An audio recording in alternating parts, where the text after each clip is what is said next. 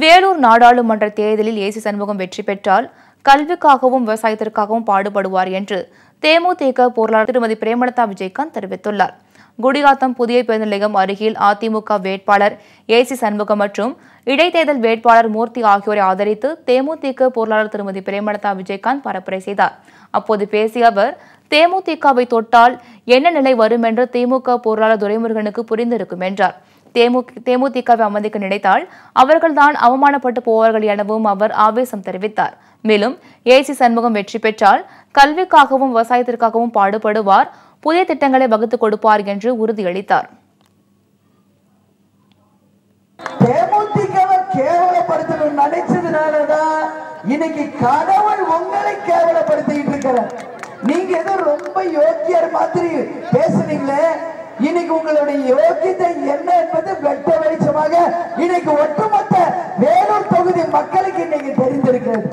பாதாளத்துல இருந்து தோண்ட தோண்ட எடுக்க எவ்வளவுதான் வந்துச்சுன்னு இன்னும் கணக்கே போட முடியாத அளவு பாதாளத்துல சேமிச்சு வச்சுட்டு எதற்கு யோக்கியர் மாதிரி நீங்க எல்லாம் பேசுறீங்க அப்படின்றத இந்த நேரத்தில் இந்த கூட்டத்தின் வாயிலாக தேமுதிக வாயிலாக கடுமையாக எங்க கண்டனங்களை பதிய வைக்கிறோம். இதனைத் தொடர்ந்து வாணியம்பாடியில் தேர்தல் பிரச்சாரம் செய்த திருமதி பிரேமலதா விஜயகாந்த் அந்த நகரின் பெருமைகளை பட்டியலிட்டதுடன் தொகுதி தேவைப்படும் இடங்களை பட்டியலிட்டார். மேலும் ஏசி சண்முகம் தேர்தலில் வெற்றி பெற்றால் நிச்சயமாக பாலாற்றின் குறுக்கே அணை கட்டுவது, கிராமப்புற மாணவர்களுக்கு இலவச கணினி பயிற்சி மற்றும் சுத்தமான குடிநீர் வசதி, படித்த பட்டதாரி இளைஞர்களுக்கு வேலைவாய்ப்பு ஏற்படுத்தல் உள்ளிட்ட திட்டங்களை செயல்படுத்துவார் என்று நம்பிக்கை தெரிவித்தார்.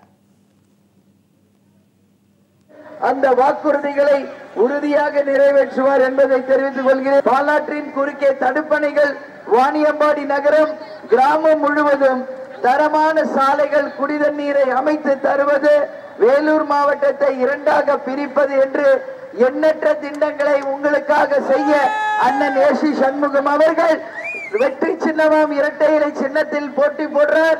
அவருக்கு நீங்க எல்லாரும் வாய்ப்பு கொடுத்து மாபெரும் வெற்றியை தர வேண்டும். முன்னதாக தருமபுரி பாமக வேட்பாளர் அன்புமணி, பாப்பிரெட்டிப்பட்டி அரூர் சட்டமன்ற இடைத்தேர்தலில் போட்டியிடும் அதிமுக வேட்பாளர்களுக்கு ஆதரவு திரட்டினார். அன்புமணி மகத்தான வெற்றி பெற செய்ய வேண்டும் என்று அவர் கேட்டுக்கொண்டார்.